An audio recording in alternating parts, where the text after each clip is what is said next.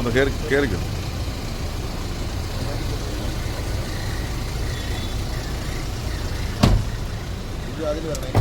സാറേ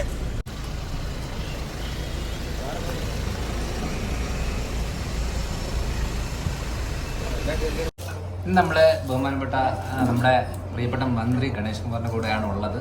അപ്പോൾ ഇന്നൊരു ലഞ്ചിന് നമ്മുടെ ട്രിവാൻഡ്രത്തിലെ പത്മ കഫേയിലാണ് വന്നത്.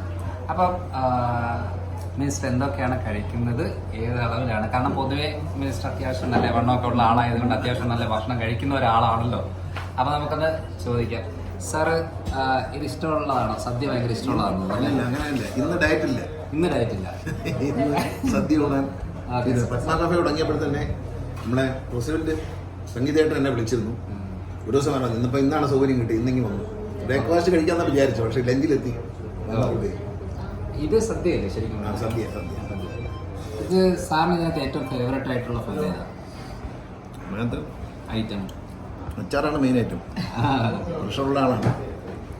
പിന്നെ ഇന്നലെ അവിയലൊക്കെ ഇഷ്ടമാണ് അല്ലെങ്കിൽ. ഓക്കെ. മാഡം ഉണ്ട്. ഹായ്.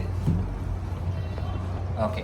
അപ്പം അങ്ങനെ ഇന്ന് ട്രിവാൻഡ്രത്ത് മിനിസ്റ്ററിൻ്റെ കൂടെയുള്ള ഒരു ലഞ്ചാണ്. അത് എനിക്ക് ഭയങ്കര ഭാഗ്യമുള്ള ഒരു കാര്യമാണ്. അങ്ങനെ ഗണേഷ് കുമാർ സാറിൻ്റെ കൂടെ ഞാനും ഇന്ന് ഇത് കഴിക്കുകയാണ്. അപ്പം ഞാൻ കഴിക്കുന്നതിനകത്ത് എല്ലാ ഫുഡും ഉണ്ട്, പക്ഷേ ചോറ് ഇത്രയാണ്. പൊതുവെ ഉച്ചയ്ക്ക് ഫുഡ് കഴിക്കുന്നതിനകത്ത് ചോറ് ഇത്രയേ ഉള്ളൂ. അപ്പം അതുകൊണ്ട് ഞാൻ കഴിക്കുന്നത് ഒന്നുകൂടെ ഒന്ന് വീഡിയോ കാണിച്ചു തന്നു. അപ്പോൾ ഓക്കെ, ബൈ എല്ലാവരും ബൈ. അപ്പോൾ ഇന്ന് ഫുഡെല്ലാം കഴിഞ്ഞു.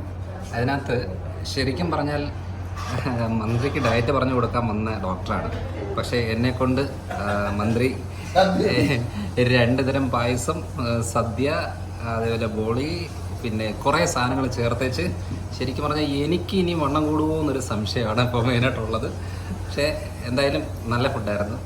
അത് ഇവിടെ വന്നിട്ട് ഞാനത് സാറ് പറഞ്ഞ് കുറേ കാര്യങ്ങൾ ഞാനും കഴിച്ചു. നല്ല ടേസ്റ്റാണ്. പക്ഷെ ടേസ്റ്റാന്ന് പറഞ്ഞ് ഡെയിലി കഴിക്കാൻ പോയാൽ ബുദ്ധിമുട്ടാണ്. പക്ഷെ ഇപ്പം തന്നെ വയറും നിറഞ്ഞു, ഫുള്ളായി. കഴിച്ചത് കുറച്ചാണേലും ഫുള്ളായി, മനസ്സും നിറഞ്ഞു. അപ്പോൾ ഓക്കെ, ബൈ.